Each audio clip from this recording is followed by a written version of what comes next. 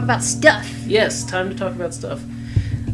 Welcome everybody to the first episode of the yet unnamed B-Movie podcast. I'm Mike Keltner. You may know me from the Sega Stuff podcast. And I'd like to introduce my friend. Hi, I'm Malaria. yeah, we're terrible people. But that is why we're podcasting, because it is way, way easier. Yeah, you hook up a microphone and press record, and then internet fame. Exactly. Internet fame. But yeah, this is I wanted to do a podcast about B movies, which are just one of my favorite kind of movies. And there's a lot of kinds of, there are a lot of different subgenres in B movies, I guess. But the term this is from Lloyd Kaufman's book, All I Need to Know About Filmmaking I Learned from the Toxic Avenger. He said that the term B-movie originated from when, back in the day, whenever they would have the high budget movie they're trying to sell to a drive-in, they would also include in the deal the kind of lower budget movie that nobody's interested in, because they're like, well, if you want this movie, you've got to take this other movie that nobody wants to see. That way they sell the kind of crappy movie that people didn't want to see. This was from the fucking... I guess this means we're an exclusive podcast. Or but this is from like the 60s and 70s, like when the drive-ins were king and they were everywhere. This is what he says anyways. I trust Lloyd Kaufman a lot, but I'm a fanboy. So, and if you're not aware, Lloyd Kaufman is the president of Troma, one of my favorite B-movie producing companies. But yeah, the general aspects of a B-movie are just... They're a lot of times they're called exploitation movies. They exploit certain things. A lot of times it's sex, gore, goofy humor. They just kind of... They don't have great writing and storytelling, so they exploit what they have. And some of these over the years have just been amazing films. They're the kind of so bad they're good movies. We'll give Lloyd Kaufman props, because if it wasn't for him, then you would have no South Park. That is true. He produced Trey Parker's first movie, Cannibal, which is my favorite movie ever. It's a very good movie. And, without them, without that, they might not have grown up to be... Well, not grown up. They might have not blown up to be so big with South Park and everything. Lloyd Kaufman gave them a chance because he thought their movie should be seen. And so, the rest is history, I guess. So, if you love South Park, but you hate B-movies, go stand in the corner. Yes, please put on the dunce cap. But yeah, so... So, what was your first B-movie? See, I've been thinking about this recently, and I don't know... It's the thing that I keep coming across is I'm not sure exactly how to define completely B-movies, because there's just so much that I roll into that. But what I think of when I think of my first B-movie is Ernest Scared Stupid. Oh, that was good. Yeah. Ernest Scared Stupid is this... well, first of all, if you're not familiar with Ernest... Then go stand in the corner.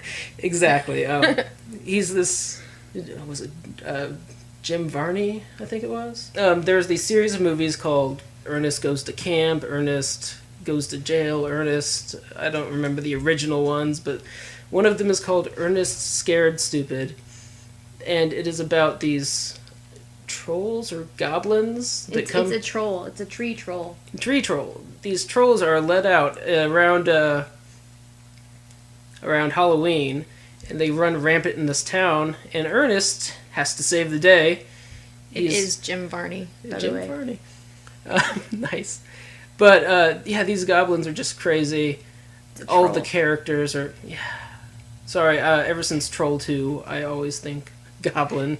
He's a tree troll. And there's a witch, and she's like the doomsayer of the town, but she ends up saving the day by giving them the key to murder all the trolls. I don't know. But the trolls would turn the kids, like, if the troll touched the kids, he would turn them into, like, little wooden statues of the kids. That was awesome. I remember that. I don't want to give the whole movie away. Well, because you should go see it. There's a statute of limitations, though. It is so many years old now. But well, I don't want to give away the ending. I won't tell them how. Fair enough. They killed the troll in the end. They don't kill the troll in the end. How could they kill the troll in the end? How could a... What is this rated? G? It's not even rated. It's not rated. Oh, PG. Oh. No, they can't not kill the troll in a PG movie. I'm trying to find the year. 91. 1991. So that movie is quite old now, like 21 years old? I think that's about right. Yeah, you could do math. I was going to say 11. I can't do math. Yes. That's a lie. She's quite good at math. But, yeah, so that, it's just a fun little movie. The acting's not great, but it's not horrible. There's a monster in it, and it's an amazing looking little creature, and it turns people into... And the treehouse that the kids built. I was so jealous of this treehouse my entire life. Still am. It is my goal in life to get a tree as awesome as the tree that they built this treehouse in, and build an awesome treehouse in the tree. I think that we have to do that. That's a goal now. I've always wanted an amazing treehouse. You know, just have a fort. Yeah. You know, the park down the street used to have a fort, and then they made it safe, so they took the fort out. Wow. Made me sad. It's a travesty. You know, some lives were saved, but at what cost? But yeah, so that was the first B movie that I can remember. What about you, Malaria? What did you get started on? Well, you know, I thought Ernest was just a regular movie, but like I said, it's not really clearly defined. My parents hated it, so probably was a B movie. I watched all the Ernest movies, but my first B movie is probably Army of Darkness. Army of Darkness, that's... And, you know, it features Bruce Campbell, the B movie god of godliness, who I met, and he's awesome, and he signed his book for me, and also he signed my Ash. Yeah? I'm so jealous of you. I remember this day clearly. I had to go pick my parents up from the airport, so I was not able to make it to the Bruce Campbell signing, and my life is forever worse for it. I can forever hold this above your head. If Yes. I ever need any money, I could be like, Mike, you want to buy this book from me? It's signed by Bruce Campbell. Like, I will buy that for so many monies. All the monies. I have $4.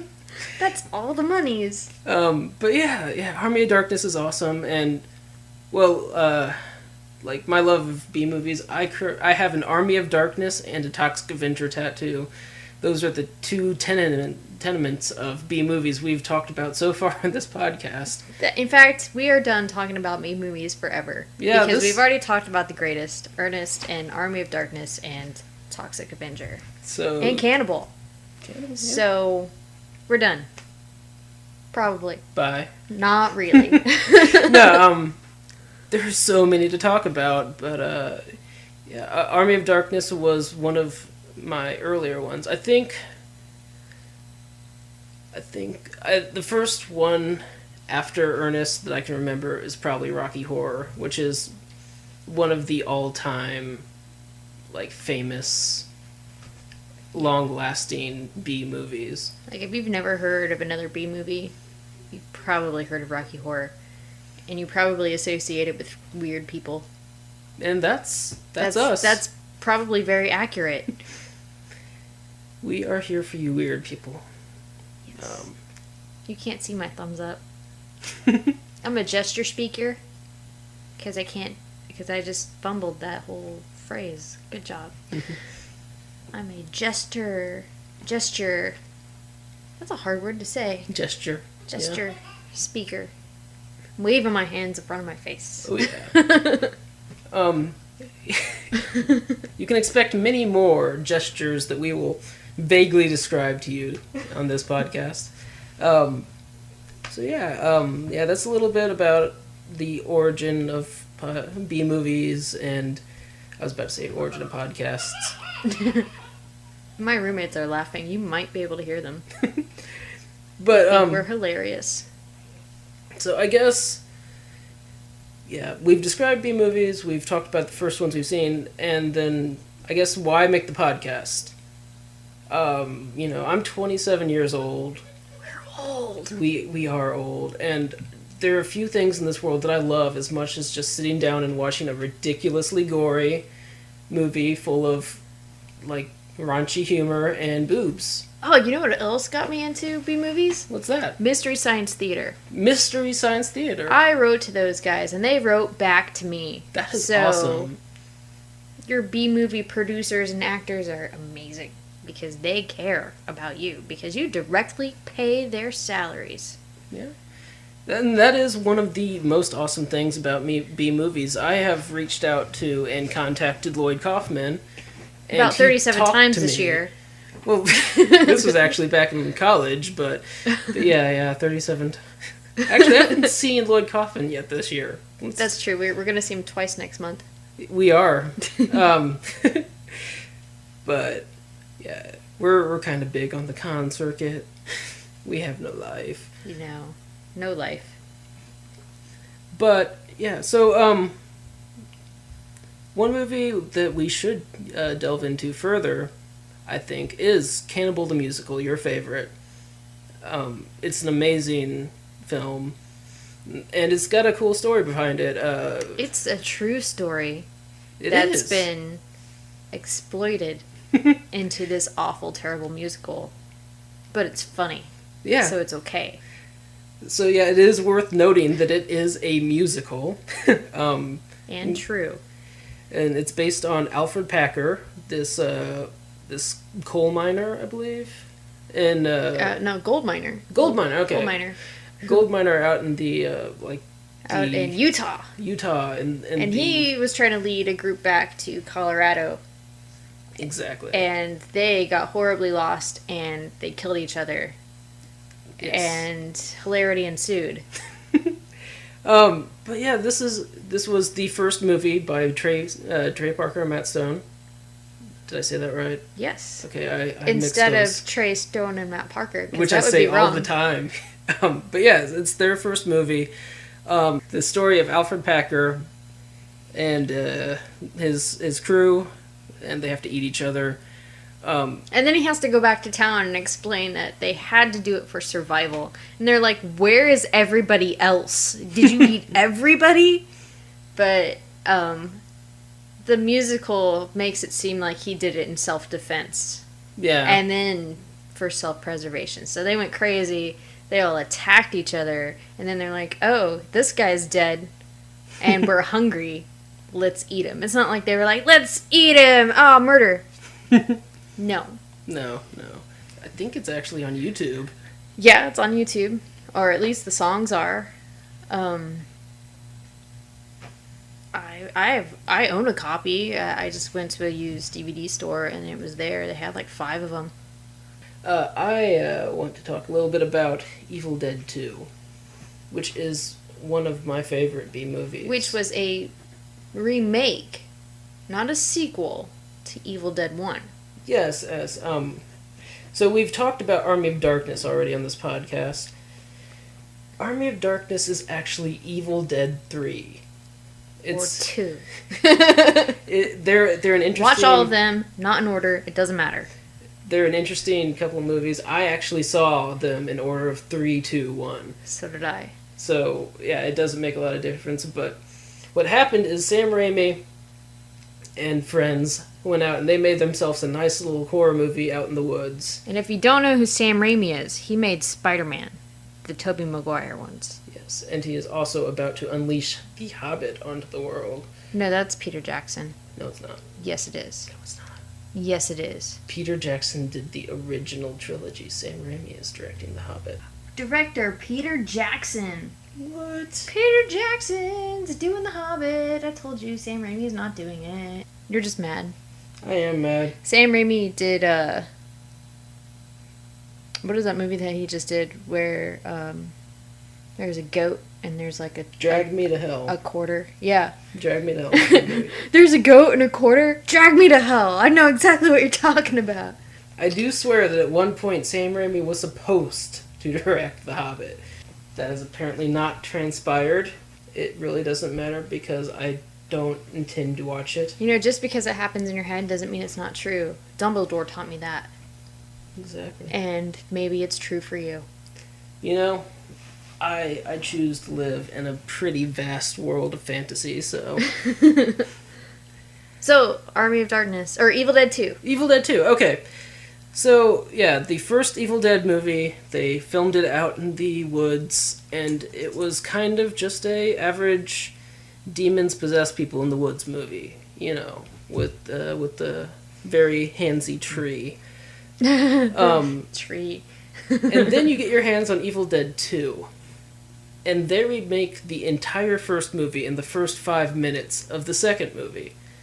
And so you're like, what the hell? Then they just go on to make an even more awesome version of Evil Dead. Everything that happened in the first one happened in the first 5 minutes. It's like it did so well to begin with that they went back and tried to do it even better. Yeah. And in the second one, it became a bit more... There's a bit more of a slapstick feel to it. The hand thing happened in it. Yes, yes. The main character, played by Bruce Campbell, the B-movie god, yes, is named Ashley, referred to most of the time as Ash.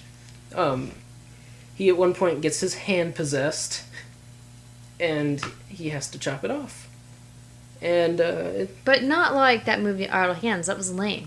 This is totally just like one scene of Evil Hand. Yeah, yeah.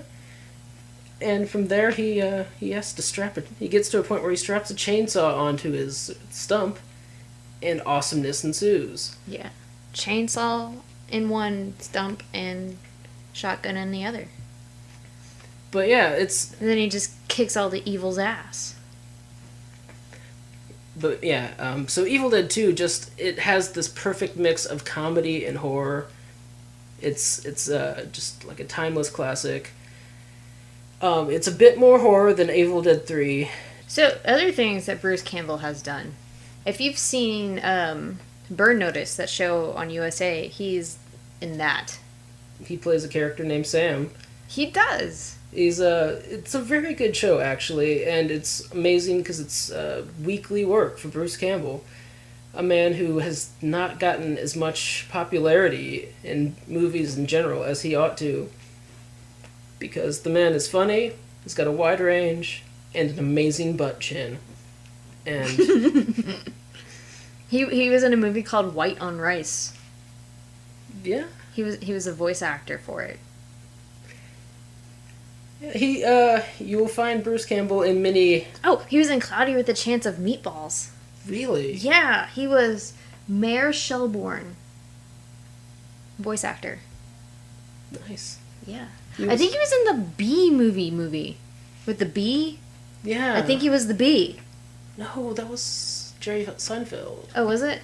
Pretty sure. It should have been Bruce Campbell. It always should have been Bruce Campbell.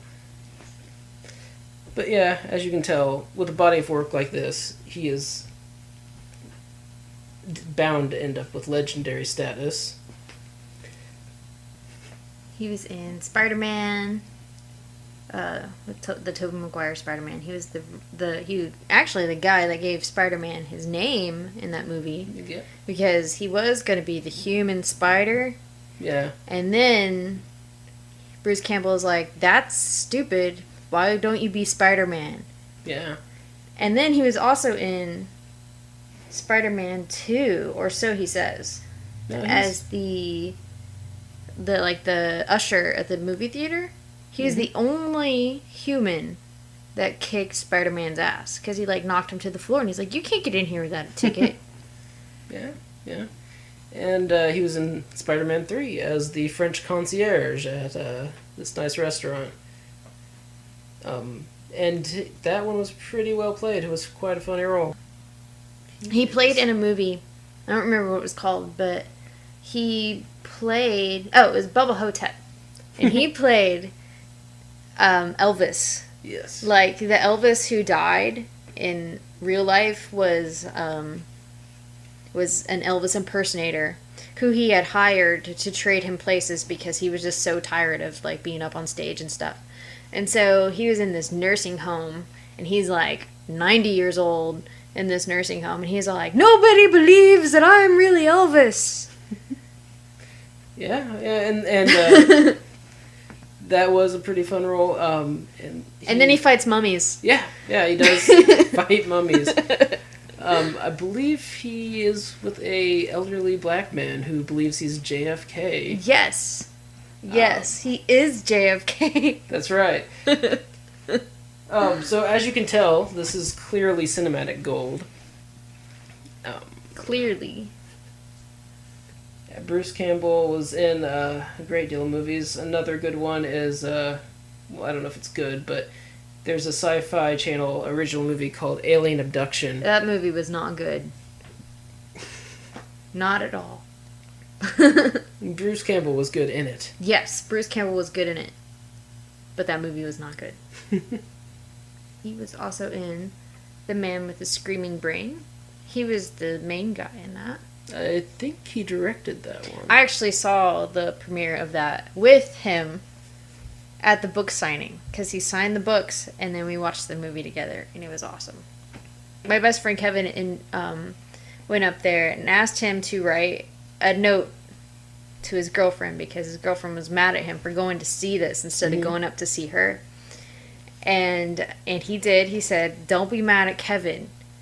And then Kevin asked him to go to their wedding.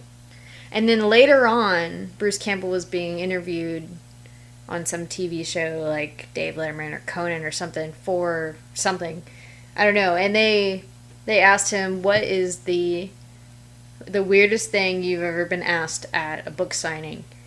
And he said, this one guy asked me to go to his wedding. That's awesome. So that was really cool. Also, in the realm of B movies, I'd like to talk about one of my other heroes.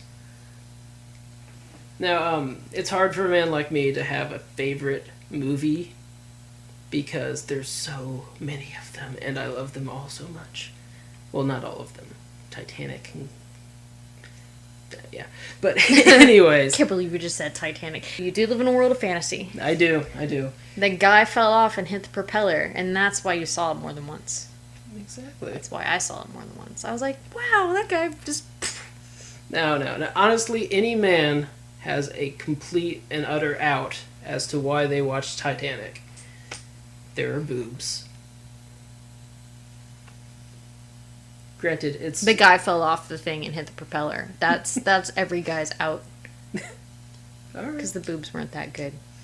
The boobs weren't that good. And they weren't in there that long. Yeah. Well, nothing worth seeing was in there that long.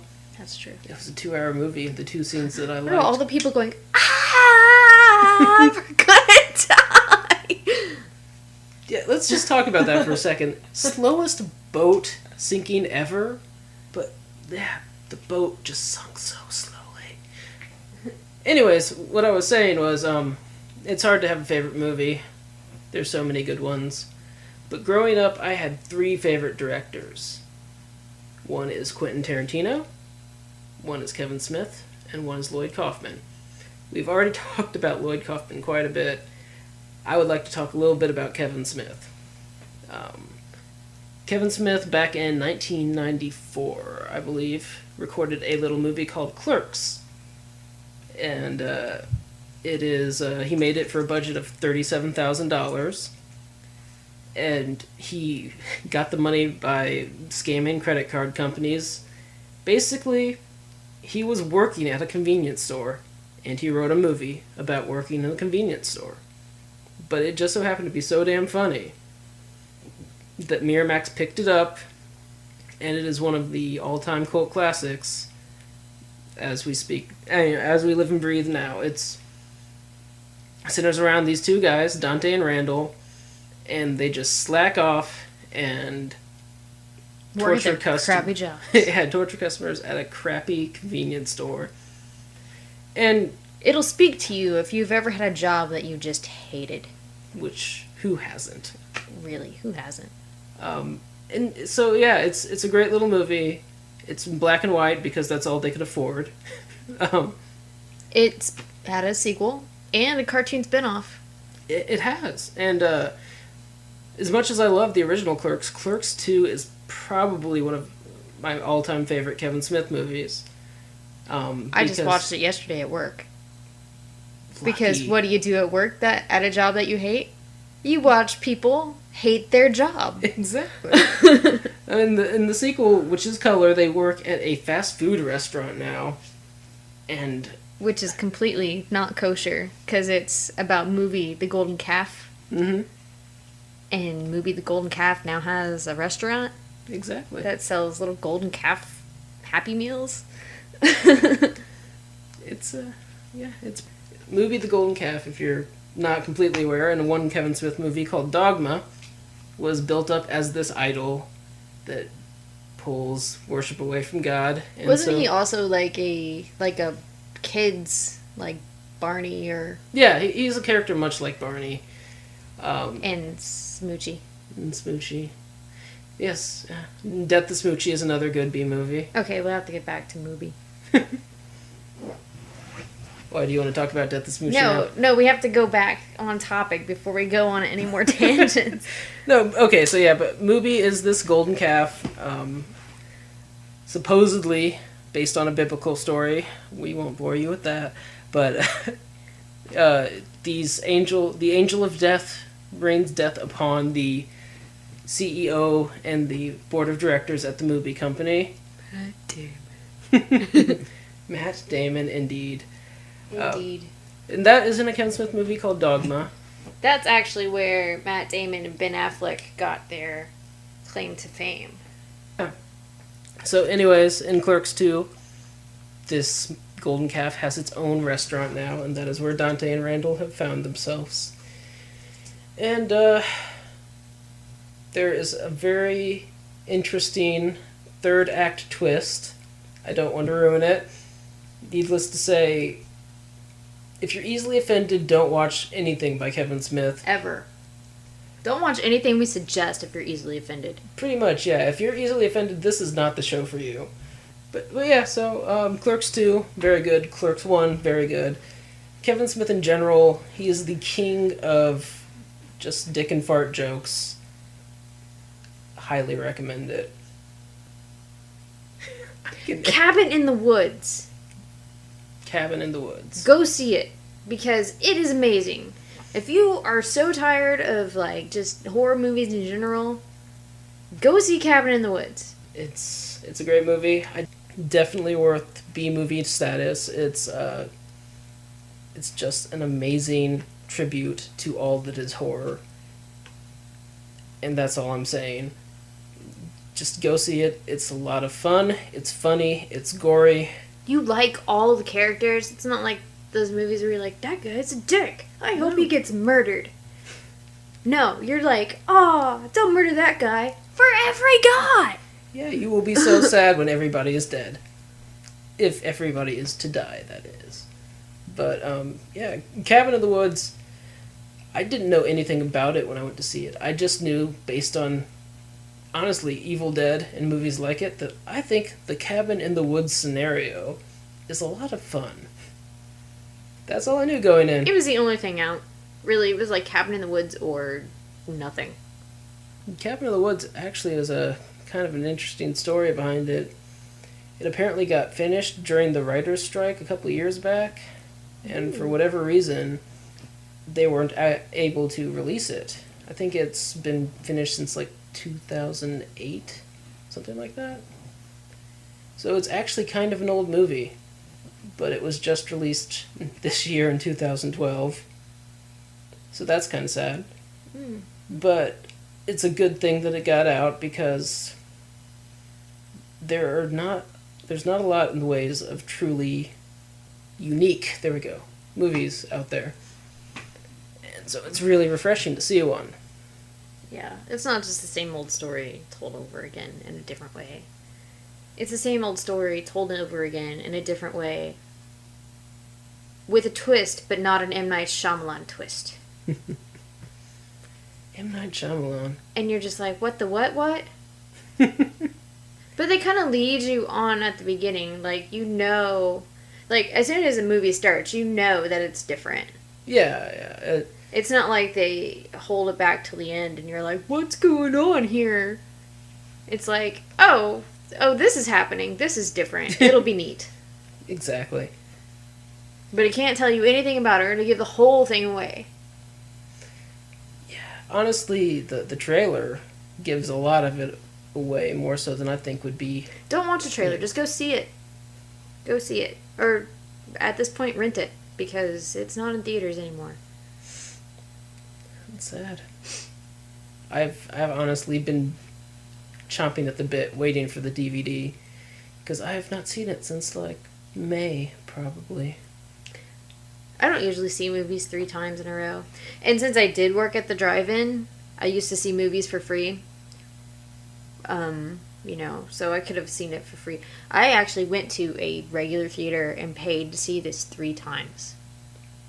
That's a big deal. And I think I did probably about the same thing. Which, the only other movie in recent memory that I can recall going to in theaters 3 times is Kevin Smith's Dogma.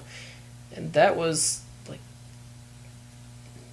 I think that's 1999 or 2000. I don't really know off the top of my head, but yeah, it's one of those really amazing experiences. Let's see here. So there's that. There's that. And now on to this. Yes. Anyways, yeah, so that's pretty much what this is. We're gonna get together. Come We're gonna back talk next about... week and watch us bake a cake. Exactly. Out of Out of meat. We'll make a meat cake. Meat cake. This is not epic mealtime. Come back next week when we talk about the origin of zombies. Exactly. Or something else that we'll decide on the fly. And kittens. And kittens. Maybe we'll have this thing named by then. But at any rate, I'm Mike Keltner. And I'm Malaria. And you